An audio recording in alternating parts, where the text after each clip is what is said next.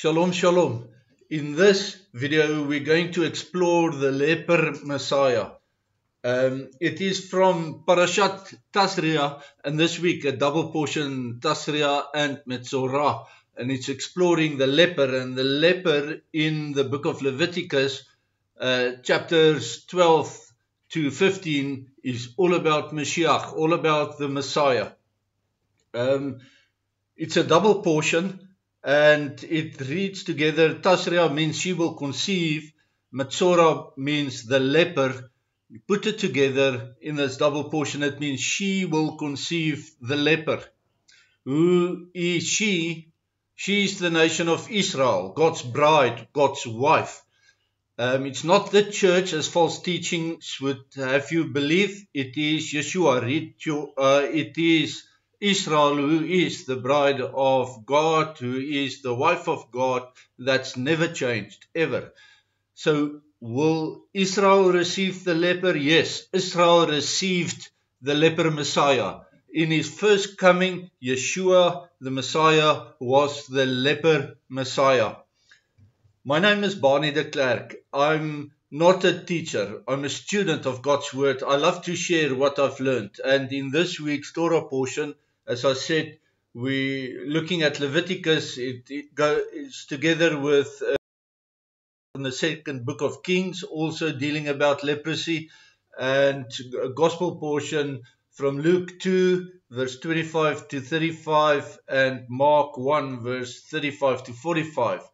And the topic is the Levitical laws, and the law specifically as it applies to tzara'at, or leprosy. The traditional Christian translation of tzara'at is leprosy, while in Judaism it's well understood that this is not Hansen's disease. It's not modern leprosy, if you like, but it's the physical manifestation of a spiritual disease. And the spiritual disease comes from speaking bad words, lashon hara, or gossip about somebody else, character assassination. Tzara would be seen as a sign, a call from Adonai to get your attention. He desires your self-inspection, your repentance, and your teshuvah, your return to Him and His ways. Tzara'at therefore demonstrates physically what sin, even hidden sin, does to our spiritual life. There's a thought about how would people behave if the words they spoke appeared on their skin. Would you still be beautiful?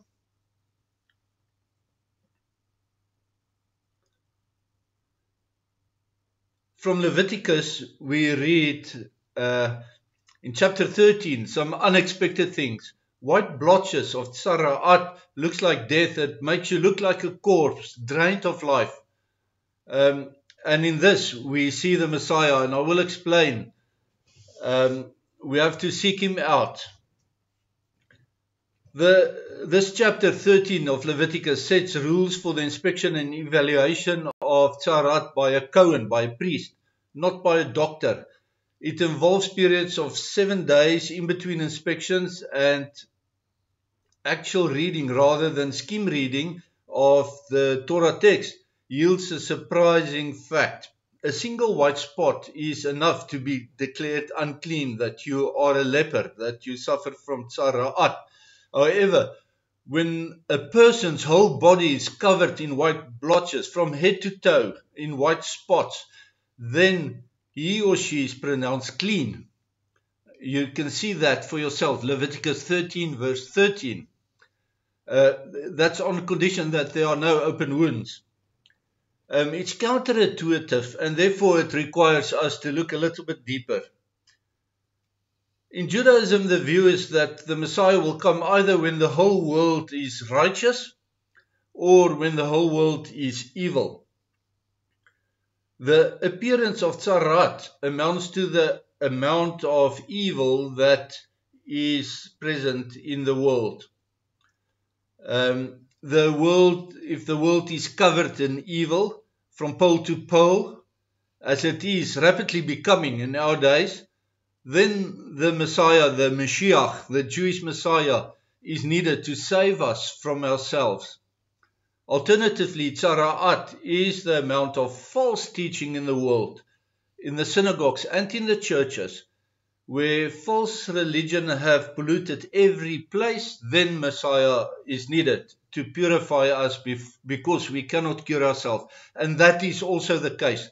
I've just visited friends in Cape Town who has a lesbian pastor in their church. How can that be? It can only be if the amount of false teaching has reached the saturation point that the whole body of the church is covered in leprosy. And that is a sign that the Messiah is needed and that he will come soon to save us from ourselves and from this false teaching. Building on Judaism, my understanding is that the high priest who is doing the inspection of the body is Yeshua, the Messiah himself. The body of the believers, for simplicity, church or synagogue, doesn't matter, the assembly of believers is contaminated to the point that it's hard to discern the body of believers from the rest of the world. It's as evil and as corrupt as the rest of the world. The world is approaching the level of evil which both from the head to the toe will be covered and or kol chayav generation, that is the completely evil generation that is growing up now. They will be completely wholly guilty before Adonai. Remember, Yeshua also said, ask the question in Revelation, will the Son of Man, when he returns, will he still find faith amongst people? The world is fast becoming like that, as he asked. When the whole world is kol chayav, then the Messiah only, nobody else, can bring global repentance and the return to Adonai and healing of the world. Of course, the generation who's completely evil, they will be lost. Like the Exodus generation in the Bible who had to die in the wilderness. This generation is completely lost. There's no hope for them. But the new generation will enter into the promises, of course, on condition that they make teshuvah, that they serve the God of Israel, the God of Abraham, Isaac, and Jacob. There's no other God than him. And we read how he wants to be served. His prescription is in the Bible, in the Torah, and in the prophets. And it is confirmed in the Brit Hadashah, the New Testament.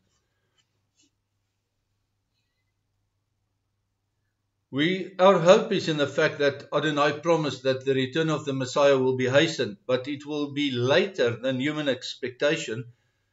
Several parables told by Yeshua himself teach us. To prop up my logic here, I want to refer you to some text to read for yourself after you read Leviticus 13, 14, 15 as well. But read Revelation 3, verse 15 to 17. That's where I get that the relative amount tzara'at on the body is a metaphor to be hot or cold, in Yeshua's words, or lukewarm. Kol chayav would be completely cold, completely dedicated to Adonai will be hot, and mixing of false religion with the true word of God, as happens in many churches today. And I say that just after the church celebrated a feast, Easter, onto the fertility goddess of Ishtar, complete with fertility symbols of rabbits and of eggs. So let's go on. In Leviticus 13:46, the word plague in the TLV that I looked at is translated as disease, but in other translations it's either plague or disease, but the Hebrew word is nachah, and it's spelled Nun Gimel Ein in Hebrew. The same word is used in Genesis 3 verse 3, and remember the rule of first mention. the first mention of a word in the Bible colors the meaning of the word for the rest of the Bible. In Nagah's first mention, Genesis 3 verse 3, it's translated as destruction. So that even though here it's translated as plague or disease, there's a hidden meaning, a coloring of destruction. Then we have to understand that Tzara'at becomes a disease from being touched by Adonai, that if you don't repent, that will lead to your destruction. Off the cuff, it seems like a curse, but because it's a call for repentance, it is a blessing, admittedly a blessing in disguise. It's an intervention from Adonai in your life. The mirror image of the word Nagah is oneg. That's if you read it the other way around, spelled Ein Gimel Nun Sufit. And oneg means enjoyment. And where Nagah, the disease, is destruction, the healing of the disease provides enjoyment. We celebrate when we are healed, when we reunified with Adonai Eloheinu. The sacrifice to celebrate the recovery, or the sacrifice prescribed in the book of Leviticus, is a celebration of our recovery and a return to ritual cleanliness. It's Leviticus 12 verse 8 and Leviticus 13 verse 1 to 32. And it involves interesting ceremony that is hard to understand, and I will explain that towards the end of this video. It involves two doves, which reminds us of the Yom Kippur goats. One is sacrificed and becomes a burnt offering.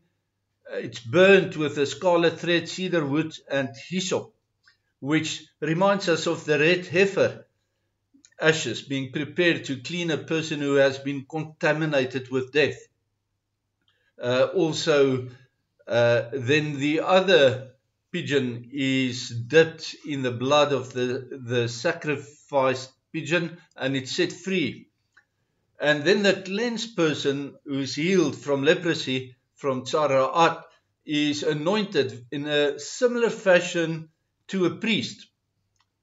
And when we compare Leviticus 14 verse 14 with 8 verse 23 and 24, Leviticus 8 is about the dedication, the anointing of the priest before service, and Leviticus 14 verse 14, the cleansing of the leper. The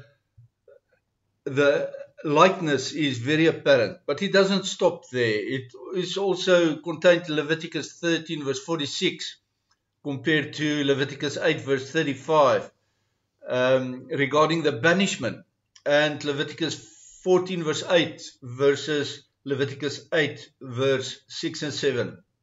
Please read that for yourself, then you'll see why I'm so excited about it. Israel is Adonai's bride and wife to be. For Israel's purification, the offering of two doves symbolize the following. One dove was set free into the diaspora to eventually return to the promised land. But the other dove, which is represented maybe in the lost tribes, but also people from the other tribes, they became a burnt offering to Adonai. They were destroyed by fire. In your mind, you can think up images of the Holocaust or the current fires all around Jerusalem that's lit by the enemies of God and everything good and holy. Like the pigeon that set free, representing the Jews that went into diaspora, they went through deep waters, like that dove is dipped in water containing the blood of the other dove. It's a spiritual mikveh, and it is before they return. And the history is pre-written in Ezekiel 36. You can read that, verse 16 to 23. But remember that it's rooted in Leviticus 15. So just for general knowledge, I want to share this as just an interesting observation, an interesting fact. In Jewish culture, there's a practice that's based on Leviticus 13 verse 33.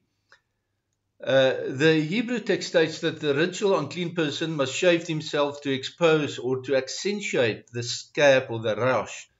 The Hebrew word for shave himself is vehit galach. Vehit galach. It's spelled Vav Hey Gimel Lamed Chet, and the Gimel in the middle of the word is written with extra large letter in the handwritten Torah scrolls.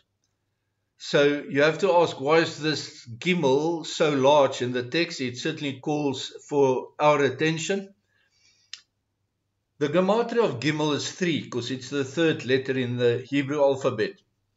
But from this and from pondering this large Gimel, developed the Jewish tradition not to shave the hair of young boys before their 3rd birthday.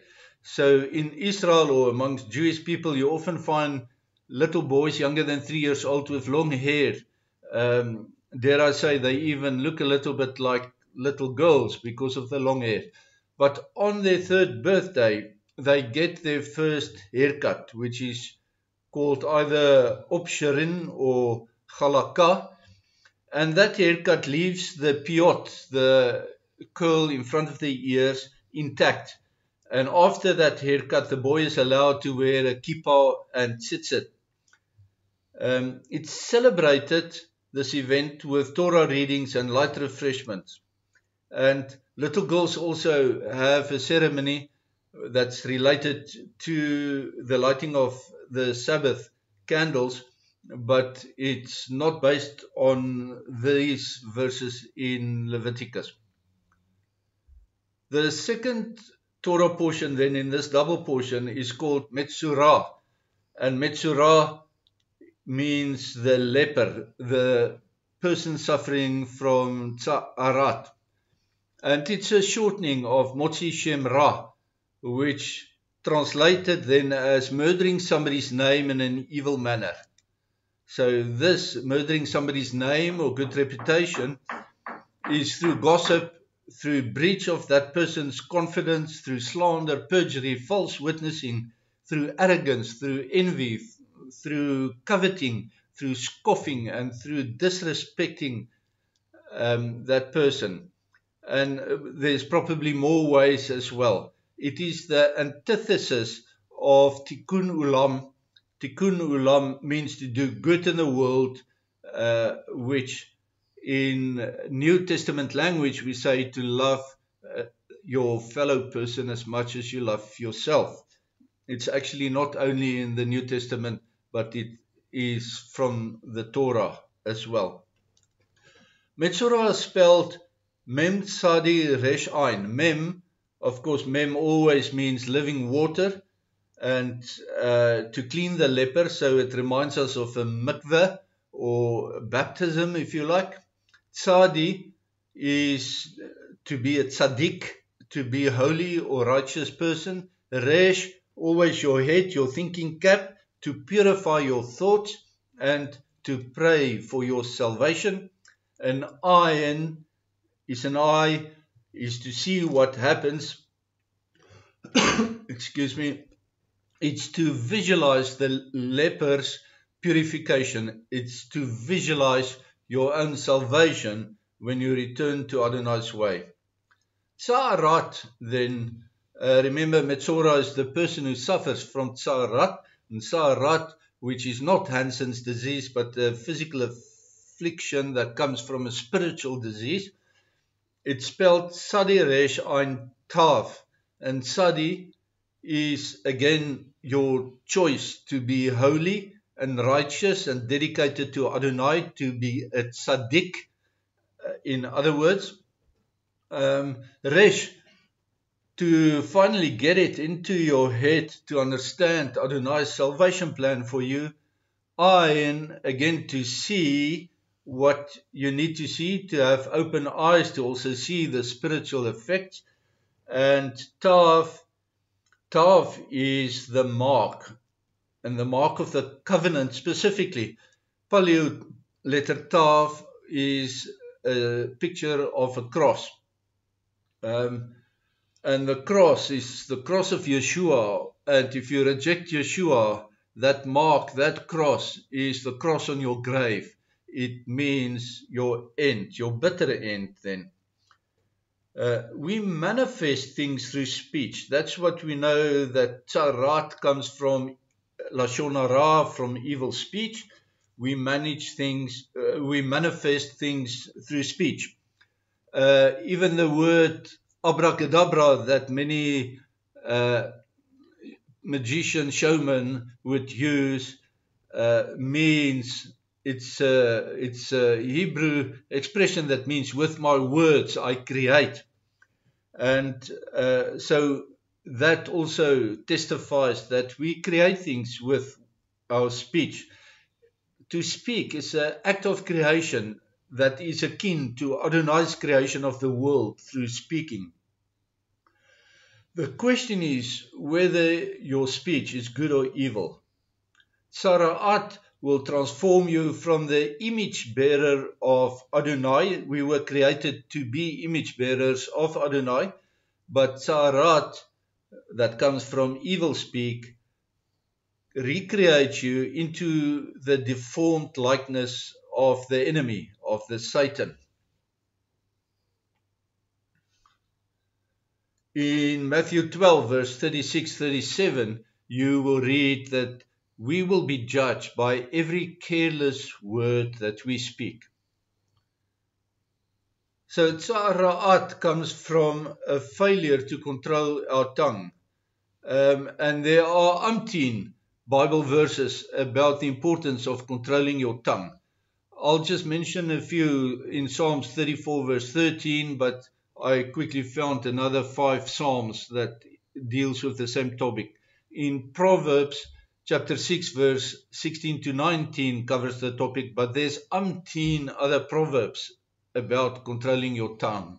In Matthew 15, verse 11, it's again Ephesians 4, verse 29, in Titus 3, verse 1 and 2, in the first letter of Peter, chapter 3, verse 10, and in the book misnamed James, because it's written by Jacob, the brother of Yeshua, half-brother of Yeshua, in James 3, verse 1-12. All encourage us about the importance to control our tongues. It is the priest and not a doctor who examines the leper, because tzaraat is a disease with a spiritual root that manifests physical symptoms.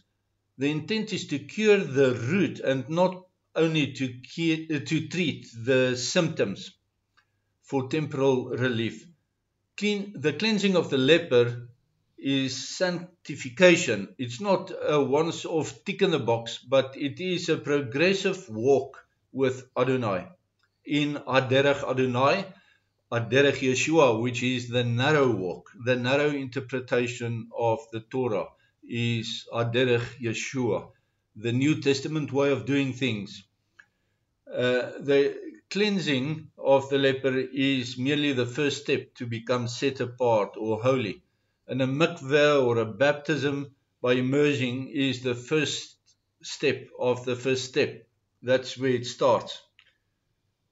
Treating the root cause of the symptoms require a priest to do a deeper examination into what lies beneath it all.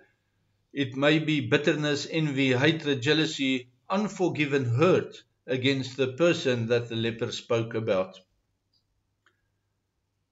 The priest in this has a Christ-like duty, and he's tasked to love the unlovable leper. Remember, the leper is shunned and pushed out of society. To examine the leper, the priest have to love him. You have to have compassion with him, and that to love for the unlovable person is truly a God-given talent. It represents Adonai Eloheinu, it represents Yeshua, the Messiah. The leper, the Metzora, is tainted for not loving his own leper. So the priest have this duty to demonstrate to the Metzora, the leper, what godly loves look like, so that the leper can be healed through unconditional love. And that's what we have from Adonai Eloheinu, unconditional love. Adonai's love is not earned, it's not conditional, it is love in spite of everything else. In spite of the tzara'at or other defilement that we have brought upon ourselves. And this again points us to Yeshua the Messiah. The question should be turned to each one of us as an introspection, whether we are fulfilling our priestly duty and our calling to clean the lepers that comes across our path. The treatment of tzara'at is interesting.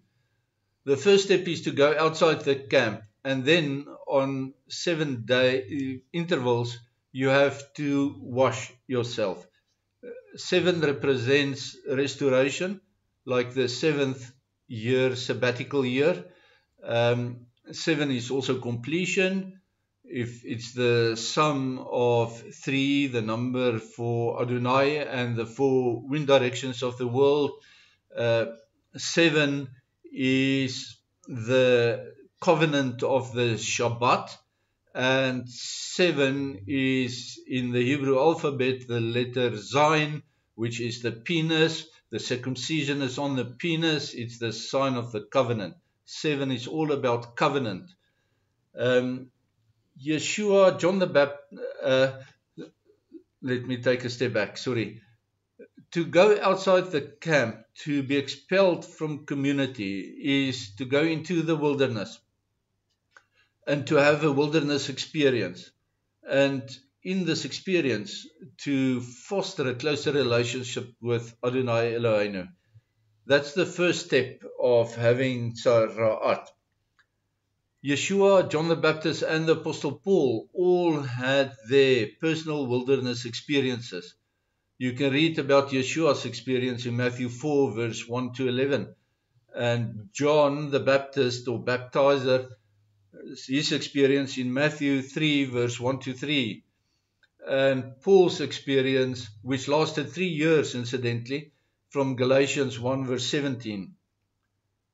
The wilderness experience is a time to be purified through testing, repentance, and through teshuvah, a return to serve God in His ways.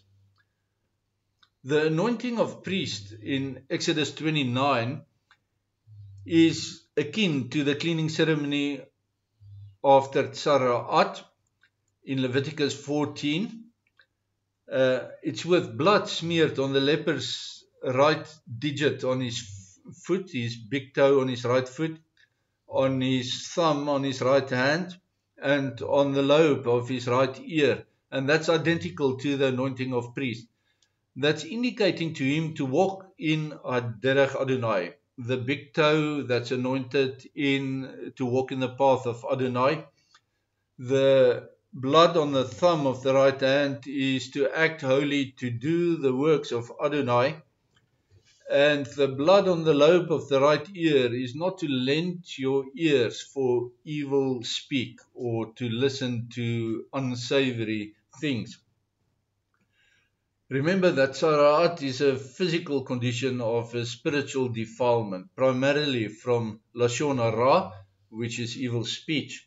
But the speech comes from the path in which you walk, the things that you do, and the things that you listen to.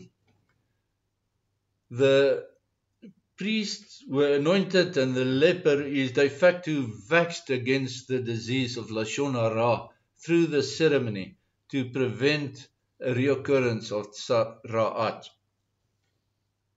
The ceremony with the cleansing of when the cleansing ashes of the red heifer after contact with the dead, which we read about in Numbers 19, is also akin to the cleansing ceremony of Tzara'at, Leviticus 14, because of the use of cedar wood, scarlet rope, and hyssop in the burning of the sacrificial dove, pigeon. These elements are also very prominent in the Passover, and it's also very prominent in the crucifixion of Yeshua. So all these things, to be cleaned from death, to be spared from death, to have somebody else pay for your transgression so that you can be saved if you believe in him, all this comes together. The elements are linked and come to fulfillment in the crucifixion of Yeshua, the Messiah. The red heifer's ashes clean somebody who had contact with a dead body. Tzara'at is a brush with death. A healed leper returned practically from death. The Tzara'at ceremony requires the leper to die to self, to be cleansed from spiritual sin he committed, and he is de facto born again through the water, through the cleansing ceremony. So give your life to Adonai to be born again, like the leper is born again. The ceremony of Yom Kippur from Leviticus 16 is akin to the cleansing of the leper from Tzara'at, as well Leviticus 14, because it requires the leper to sacrifice his goatiness and to leave his wildness in the wilderness. He has to tame his tongue. And that's humanly probably not possible. We can only do it by inviting the Holy Spirit into our hearts to change us and to provide the guard in front of our mouth to tame our tongues. In closing, just a light moment, a light remark as well. In Leviticus 13, verse 40 to 44, personally, I'm relieved to learn that bald men are clean. And however, the downer came when I read that white hair on a scalp indicates uncleanness. So I wonder if the white hair on my scalp is okay or not. I hope that all my ranting about this, Leviticus 13, 14, 15, will encourage you to read it, to read these scriptures with attention, because it's so easy just to skim read things that we don't know what it is about. When you read it, remember that to ask yourself the question, why are these chapters even in the Torah? Why are they even in the Bible? Because in the history, in the entire Old Testament, there's only 3 people who ever were healed from Tzara'at. Those 3 people were Moses at the burning bush. God gave him a sign to put his hand into his robes, take it out, and it was covered in Tzara'at, and to put it back in, and then it was clean. Moses never used that hand sign before he announced the 10 plagues over Egypt. So that may be something that will still happen in life. But that's the first case of Tzara'at that were clean. The second case of Tzara'at that was healed was Moses' sister Miriam, who got struck with Tzara'at after Lashon Hara against Moses and against Aaron, and she was healed when Moses prayed for her. This is a powerful prayer for healing, and I want to encourage you to pray this in Hebrew as well. It's simple enough, only 5 words. El na refa na la. El for Elohim, na please, Rafa, heal her like Adonai Rafa, God our healer. Na is please again, and La is her. Adonai Eloheinu, please heal her, or Elohim, please heal her. That was Moses' prayer, and it was done. So powerful prayer for healing. And of course, then the third person that was healed from leprosy, only 3 people in the entire Old Testament, is not even a Jew, not an Israeli, but Naaman, a Syrian general. And we'll talk about that in the prophets portion. So you have to ask yourself, why is all these chapters, even in the Bible, if it only applies to 3 people? And the answer is that because this is the way how we will recognize the Messiah. When leprosy, when Tzara'at is healed, only the Messiah can do that.